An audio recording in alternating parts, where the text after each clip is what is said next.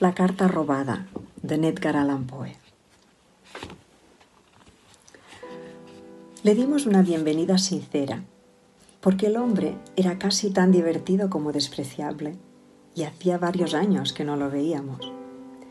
Estábamos a oscuras cuando entró, y Dupin se levantó con el propósito de encender una lámpara, pero volvió a sentarse sin haberlo hecho, porque el prefecto dijo que había venido a consultarnos, o más bien a consultar a Dupin, sobre un asunto oficial que les daba mucho trabajo.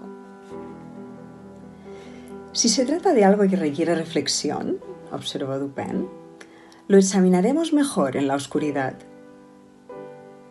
Esa es otra de sus ideas raras, dijo el prefecto, que llamaba raro a todo lo que no comprendía y vivía, por consiguiente, entre una legión de rarezas. Es la verdad, respondió Dupin, ofreciéndole un sillón y una pipa. ¿Cuál es el problema?, interrogué. ¿Otro asesinato? No, nada de eso. El asunto es muy simple y no dudo que lo resolverán mis agentes, pero he pensado que a Dupin le gustaría oír los detalles. Son muy extraños. ¿Extraños y simples?, dijo Dupin. Y bien, sí, el problema es simple y sin embargo nos desconcierta. ¿Quizás es precisamente la simplicidad lo que los desconcierta? ¿Qué desatinos dice usted?, exclamó el prefecto riendo efusivamente. ¿Quizá el misterio es demasiado simple?, dijo Dupin. ¿Y cuál es por fin el misterio?, le pregunté. Se lo diré a ustedes, contestó el prefecto.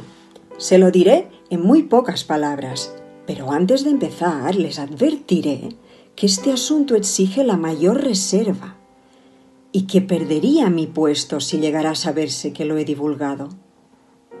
Prosiga, dije. Un alto funcionario me ha comunicado que un documento de la mayor importancia ha sido robado de las habitaciones reales.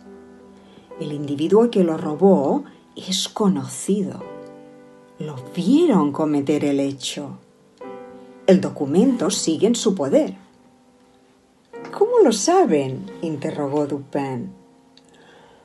Lo sabemos, contestó el prefecto, por el carácter del documento y por el hecho de no haberse ya producido ciertos resultados que surgirían si el documento no estuviera en poder del ladrón.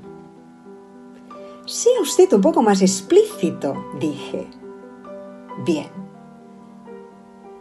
Me atreveré a decir que ese documento otorga a su poseedor un determinado poder en un determinado sector donde ese poder es incalculablemente valioso.